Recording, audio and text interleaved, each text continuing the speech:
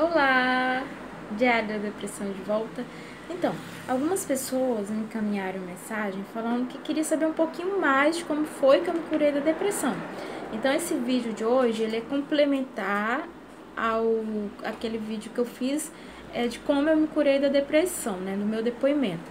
Vou contar um pouquinho da minha história de vida para vocês. Talvez a minha história até se identifique com vocês. Eu fui abandonada pela minha mãe, eu tinha 2 anos de idade. Meu pai criou 4 filhos sozinhos. E eu nunca perdoei a minha mãe por eu ter sido abandonada. Eu não aceitava o fato de ela ter seguido a vida dela e ter deixado os filhos para trás, né? Então eu cresci, quando eu tinha 14 anos de idade, o meu irmão mais velho entrou em depressão. Eu passei a minha adolescência praticamente toda cuidando dele.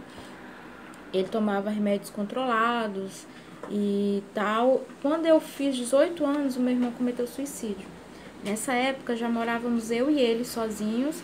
Foi eu que encontrei ele morto, foi eu que cuidei de tudo, de todo o velório, de tudo. E depois que meu irmão morreu, a minha vida mudou completamente, completamente. Eu chorava com muita frequência.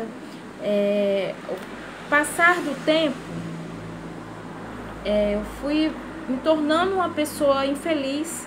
Só que até então eu só achava que a minha vida era ruim. Eu não entendia que eu estava em depressão. E aí eu comecei a procurar ajuda psicológica depois de mais ou menos uns 6 anos que meu irmão havia morrido. Eu demorei muito para procurar ajuda. E nesse período aí, mais ou menos uns 4 anos atrás, foi quando eu comecei a procurar tratamento psiquiátrico. Eu comecei a fazer uso de remédio controlado, só que eu iniciava e parava. Eu nunca me adaptei a tomar remédios controlados. E aí depois, com muito tempo, depois de muita coisa assim, eu passei a conviver com a minha mãe, só que a gente a gente não tem um relacionamento bacana. E até talvez pelo fato de que eu nunca perdoei ela pelo que ela fez, nos abandonou. E ela não tem aquele amor de mãe. Ela é uma pessoa fria. Ela gosta de mim, eu acho, como se eu fosse qualquer outra pessoa. Ela não gosta como. Eu acho que ela não gosta como uma filha, ou ela não sabe gostar como mãe. Ela. Assim, nenhum dos filhos moram com ela, nenhum dos filhos tem aquele apego de mãe, assim, com ela mesma. Ela é muito. Ela não se apega a ninguém. Então eu sempre cobrava muito, porque eu sempre quis ter o carinho, o amor de mãe, né? Só que nessa época que eu comecei a fazer tratamento psicológico, eu já morava sozinha. O dia acordava, vou falar um pouquinho assim de como era a minha rotina de quem estava com depressão. O dia acordava, eu começava a chorar, porque eu não tinha vontade de viver. Eu cheguei a um ponto de que eu fazia cartas de despedidas. Eu cheguei ao ponto de comprar chumbinho. E eu colocava o remédio no copo, eu ficava deitada no sofá ali chorando. Eu saí da faculdade que eu estudava, que foi um lugar que me adoeceu muito, muito, muito. Eu acho que assim, o período que eu fiquei em depressão, a pior fase foi a época em que eu estava na faculdade. Porque a universidade que eu estudava é uma universidade assim, que ela trata as pessoas com muita. Você é aquela questão do que você vale, o que você tem no bolso. Eu não estava em uma situação financeira legal. Então eu fui assim muito maltratada na faculdade, eu tive vários problemas lá que acabaram de vez com minha autoestima, eu me senti um lixo toda vez que eu entrava naquele lugar. Eu não gosto nem de lembrar, eu não conseguia falar daquele lugar sem chorar. E aí assim, eu saí da faculdade, eu precisei trancar, sair do meu emprego. E aí eu vivia chorando, deitada no sofá, com um chumbinho do lado. Já fui socorrida por amigos várias vezes. E eu não tinha vontade nenhuma de viver. O dia começava e eu começava a chorar, chorar, chorar, chorar, chorar. Porque mais um dia começou e eu ia ter que viver mais um dia. E aí eu escrevia cartas de despedida, só que aí eu lembrava do meu pai, eu falava assim, não é justo meu pai perder 2 filhos assim, meu pai é um excelente pai. E eu não cometi suicídio na época por causa do meu pai. Eu pensava muito nele, mas ainda assim eu tinha certeza dentro de mim que uma hora ia acontecer. Ia acontecer uma hora. Porque eu não tinha vontade de viver, eu não tinha vontade de trabalhar, eu não me imaginava voltando a ter uma vida. Para mim, a minha vida ali estava com os dias contados. É importante mencionar que ninguém que comete suicídio decide de última hora. A pessoa vem lutando contra aquilo há muito tempo.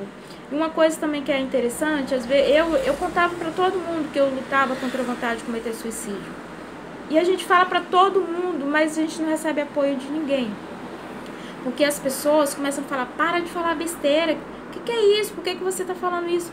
E as pessoas falam, a gente conta para as pessoas com aquela vontade que alguém resolva o nosso problema, na esperança de que alguém nos ajude a se livrar disso. Só que as pessoas, elas têm de se afastar. Elas acham que você é louca, que aquilo não é legal.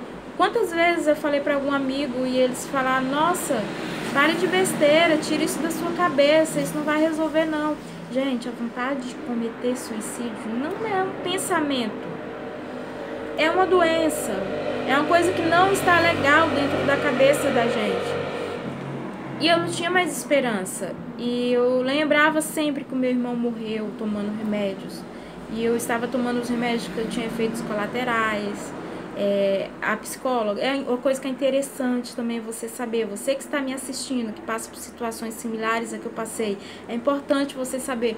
Às vezes a gente vai no médico, psicólogo, e a gente sai de lá mais desmotivada, porque eles falam cada coisa assim com a gente, que a gente volta mais triste do que a gente entrou no consultório. Ela tentou me convencer de que eu teria que tomar remédio o resto da minha vida, assim como que a depressão não tem cura. Ela tentou me convencer que eu teria que tomar remédio como diabético. Ela deu o exemplo da pessoa diabética, porque, e como o meu caso veio de minha família, tinha outras pessoas, muitas pessoas depressivas, tem pessoa histórico de suicídio, falou, olha, o meu caso é como se o meu caso não tem cura e eu ia ter que tomar remédio o resto da vida, era a minha única chance de continuar viva. E aí eu falava com a psicóloga que eu queria ficar internada num hospital psiquiátrico até sair de lá só quando eu estivesse boa. Ela falou comigo, lá não é hotel. Então assim, gente, o que é importante você saber, você que está me ouvindo, você vai encontrar muitos profissionais que vão tratar seu caso como se fosse... Você vai sentir que a pessoa não deu importância para você. Você vai encontrar isso sim, porque tem muitos profissionais que às vezes tá trabalhando ali pelo dinheiro, tem muitos profissionais que não vai dar importância pro seu caso, você vai sair lá mais desmotivado. Só que isso não é o fim, tá? Se alguma vez você entrou no consultório psiquiátrico, você saiu lá desmotivado, pior do que você entrou, não desanima. Tem chance sim de encontrar profissionais bons, tem muitos profissionais bons que você vai conseguir fazer um tratamento, um acompanhamento. Um grande problema também acontece que muitas pessoas não têm condições financeiras de pagar um bom profissional. Ou às vezes, mesmo com a condição financeira de pagar um bom profissional, você não consegue um profissional que dá atenção ali ao seu caso, para estudar o seu caso. A gente chega lá, o psiquiatra passa remédio, vai aumentando, quanto mais você reclama, aumenta remédio, vai remédio. Pensar que não, você está tomando aquele monte de remédio e sua vida trava. Porque, pelo menos o tempo que eu fiquei tomando remédio, eu não vi resultado bom nenhum. Eu vivi aérea, tipo, um país das maravilhas, eu não tinha vontade de trabalhar, eu não tinha vontade de estudar, eu não tinha vontade de fazer nada. Então, assim, gente, eu não sei se eu cheguei a mencionar que eu cheguei a ficar internada no hospital psiquiátrico 2 dias, porque eu quis me internar, não queria sair de lá por tentativa de suicídio. Mas aí eu saí, tipo, eu tinha crise sempre, todo mês na TPM, eu sempre tinha crise de querer cometer suicídio, aquela coisa toda. Então, gente, enfim, vamos lá para a parte importante do vídeo. Como foi que eu me curei disso tudo aí, depois de tomar remédio, depois dessa confusão toda e não estava conseguindo me manter nem nada. Vamos lá, como foi que eu me curei. Eu conheci o terapeuta, conforme eu falei no outro vídeo. E aí, segundo eu me curei com a medicina tradicional chinesa, a acupuntura. Eu amo a acupuntura faz parte da minha vida para sempre. Segundo a visão do acupunturista, toda essa confusão mental que eu tinha, falta de vontade de viver, falta de vontade de trabalhar, eu chorava muito se eu fosse no mercado. e a caixa me tratasse mal, qualquer coisa era motivo de chorar o resto do dia. Então, a minha estabilidade emocional eu consegui adquirir fazendo acupuntura. Segundo ele, esse desequilíbrio emocional meu era causado por um desequilíbrio na física do meu fígado e da minha vesícula. Olha que impressionante, né?